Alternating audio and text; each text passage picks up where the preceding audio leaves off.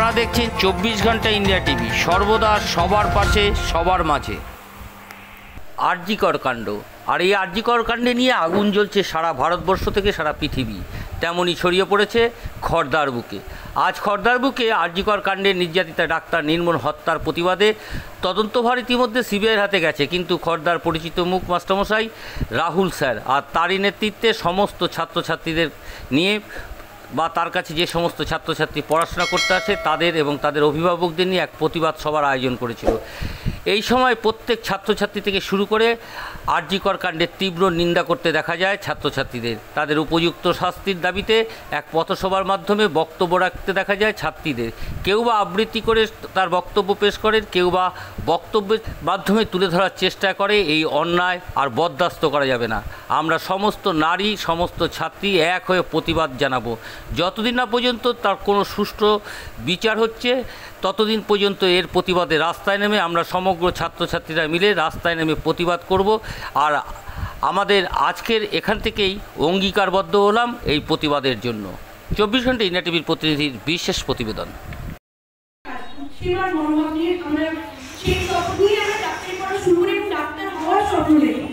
আজকে প্রিয়তমা দিদি নিজে একজন ডাক্তার, সে চেস ডিপার্টমেন্টের একজন সরকারি কলেজের ডাক্তার।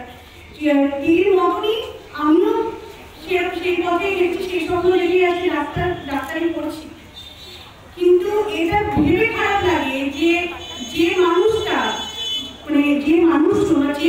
যে প্রফেশনাল লোকজন প্রত্যেকটা পেশেন্টকে, প্রত্যেকটা রোগীকে নিজের পরিবারের লোকজন মনে করে তাদেরকে সমস্ত রকমের দিবারাত্র কেটে অনর্গল সে 24 ঘন্টা 36 ঘন্টা করে ডিউটি দিয়ে যায়, তাদেরকে সেবার জন্য, তাদের চিকিৎসার জন্য প্রাণ বার করে দেয়। নিজের বিশ্রামের কথা না ভেবে নিজের কোনো রকমের সুযোগ সুবিধা না ভেবে আজকে তার উপরে এরকম একটা নারকীয় ঘটনা ঘটেছে, এরকম একটা দুর্ভাগ্যজনক ঘটনা ঘটেছে, যেটার প্রতিবাদে শুধু একমাত্র আমাদের পশ্চিমবঙ্গ না, শুধু আরজিকর না, গোটা পশ্চিমবঙ্গের সবকটা মেডিকেল কলেজ, এমনকি গোটা দিল্লি, পাঞ্জাব, হরিয়ানার যত সরকারি মেডিকেল কলেজ আছে, যেগুলো নার্সিং হোম আছে, সব ডাক্তাররা একদম পথে নেমে এবং সেই বিক্ষোভ করছে তার বিরুদ্ধে। শুধু সেবার মনোভাব নিয়েই আসি, তোমাদের জন্য আমরা নিজের প্রাণপাত করে সারাদিন অন ডিউটি আমরা থাকি। আমরা যত রকমের পড়াশোনার পাশাপাশি সারাদিন পড়াশোনার পাশাপাশি রুগীরা শুরু করে সমস্ত কিছু রকমের করি, নিজের নিঃস্বার্থভাবে করে উৎসর্গিত প্রফেশন হিসেবে করি। এবং এই প্রত্যেকটি লিঙ্গের অবশ্যই পুরুষদের হতে পারবো। All over India 2021-2023 report NCRB again একদম আমাদের দেশের ন্যাশনাল ক্রাইম রেকর্ডস ব্যুরো বলছে রাজস্থান রেপে 1 নম্বরে। আজকে আমরা শিক্ষকতা করতে গিয়ে ছাত্রছাত্রীদের সামনে, প্রাক্তনীদের সামনে, আমাদের গুরুজনদের সামনে এমন বিষয় ধরে পেয়েছি যা জানি না আমাদের চোখের এই পর্দা সরাতে পারবে কিনা, আমাদের কালো পর্দা জীবন থেকে সরাবে কিনা। রাজস্থান 1 নম্বরে, মধ্যপ্রদেশ দ্বিতীয়, ফলোড বাই উত্তরপ্রদেশ এবং লজ্জাজনক ভাবে মেট্রোপলিটন সিটিতে দিল্লি 1 নম্বরে রেপ কেস। জিডিপি জানে না, এমপ্লয়মেন্ট জানে না, উন্নতি জানে না, কিন্তু 1 নম্বরে দিল্লি মেট্রোপলিটন সিটির মধ্যে। আমি জানাতে চাই জয়পুর তারপরে 2021-এর পরে 2023-এর রিপোর্টে তিলোত্তমা কর্মলিনী কলকাতা সবচেয়ে নিচে ছিল এই রেপ কেস রেজিস্ট্রেশনে। আজ 2024 অগস্ট মান্থ, ভারতবর্ষের স্বাধীনতার মান্থ। আজ রাত 12 হলেই কাল 78তম স্বাধীনতা দিবস। আমরা কি স্বাধীন হয়েছি? আমরা নারী জাতিরা কি স্বাধীন হয়েছি? আমাদের প্রতিটি পদক্ষেপে হাঁটতে গেলে ভাবি এখানে যাব, আমার ঘরে মেয়ে আছে, বৌমা আছে, বা আমার মতো আরও অনেকের মেয়ে আছে, বৌমা আছে, তারা অফিস করছে, বাড়িতে রাত 11:30-11টায় ফিরছে। আমাদের চিন্তা, এই যে দেখছি এখন এরকম অবস্থা, আমাদের এখন চিন্তা হচ্ছে আমাদের মেয়েদের আবার সব হবে না তো? এই মেয়েটা এমনভাবে এদেরকে মারা হয়েছে, মেয়েটাকে মানে সেটা ভাষায় প্রকাশ করতে পারছি না, কান্না চলে আসে, এভাবে মেয়েটাকে ফেলেছে ওরা। তাই আমি চাই এদের শাস্তি হোক। তাই এই সম্বন্ধে আমি একটু লেখালেখি করি। আমি একটা কবিতা লিখেছি এদের নিয়ে। কবিতার নাম মেয়ে। মেয়ে নামের অর্থ কি সবাই যদি জানতো তবে কি থাকতো দেশে ভ্রূণ হত্যা কিংবা ধর্ষণ নামক ষড়যন্ত্র? মূর্খ আমরা, বুঝবো কবে মেয়ে পৃথিবীর সৃষ্টি, তাকেই আমরা ধ্বংস করি। এ কি ওনা সৃষ্টি? মেয়ে খাদক ছিঁড়ছে দেখো ফুলের কত পাপড়ি, তাদের দেহে লাগছে তকমা পিশাচ আর নারী চক্রী। জলের দরে বিকোচ্ছে কত নারীর সম্মান, উচ্চ পদে থাকতে হলে করতে হবে দেহদান। নারীবাদী সভা আরো কত কিছু করছি, তবু কি সমাজে আমরা সঠিক সম্মান পাচ্ছি? এই তো সেদিন দেখলো ভারত অভয়ারী কাণ্ড, ছিল ওরা জন্মস্থান তাজা হৃৎপিণ্ড। তবু কি আমরা কোনো শিক্ষা নিচ্ছি? যেমন চলছে তেমন চলুক, গদিটায় তো থাকতে পারছি। ধন্যবাদ।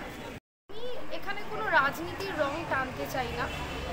আমাদের কাছে এটাই বক্তব্য যে রাজনীতি নয়, ছাত্র সমাজ যদি এগোয়, ছাত্র ছাত্রীরা যদি এগোয়, তাহলে কোনো রং নয়। আমরা নিজেরাই জানি যে আমরা কি করতে হবে। যেমন দেখা গেছে আরজি করেও অনেক রাজনৈতিক নেতা গেছেন, অনেক রঙে অনেক রূপে, কিন্তু তাদেরকে আমরা দেখেছি যে তারাও তাদেরকে গ্লো ব্যাক দিয়েছে, রাইট? তো আমরা সেটাই মনে করি যে কোনো রাজনৈতিক তরফ আমরা চাই না, সঠিক বিচারক আমাদের সঠিক বিচারক, সেটা যে কোনো রঙে, সেটা কালো হোক, লাল হোক, নীল হোক, সবুজ হোক, কমলা হোক, আমরা কিচ্ছু চাই না। আমরা চাই শুধু বিচার হোক, কারণ দিনের পর দিন এই রঙের খেলাতেই আমাদের বিচার পিছিয়ে যাচ্ছে। আমরা সেই পিছনোটা চাই না, আমরা যেভাবে চাই বিচার চাই। সেটি আমাদের মুখ্যমন্ত্রী তিনি নন, আমাদের প্রত্যেক বাবা মা অভিভাবক, আমাদের আশেপাশে রাত 10টার পর একটা কোশ্চেন থাকে, রাস্তায় করছে রাস্তায়, সেটা নয় এমা আছি না, সেটা প্রশ্ন থাকা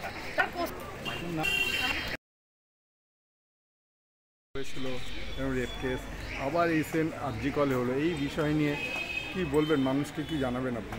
মানুষকে একটাই বার্তা দেব, আমার এখানে আমার সঙ্গে যারা এসে দাঁড়িয়ে আছেন, আমি যাদের সঙ্গে দাঁড়িয়েছি তারা সকলেই মা, বোন, দিদি, বন্ধু, অ্যালুমনির স্টুডেন্টরা সবাই আছে। তাদের একটাই বার্তা, তারা বুঝতে পারছে যে একবার গতকাল নয়, আমরা 2-3 দিনের মধ্যে ঠিক করেছি যে আমাদের প্রতিবাদ করতে হবে। সবাই অনেকে তাদের কাজ ফেলে রেখে এসে গুরুত্বপূর্ণ সময় এটাকে বুঝে তারা সকলে এসেছেন।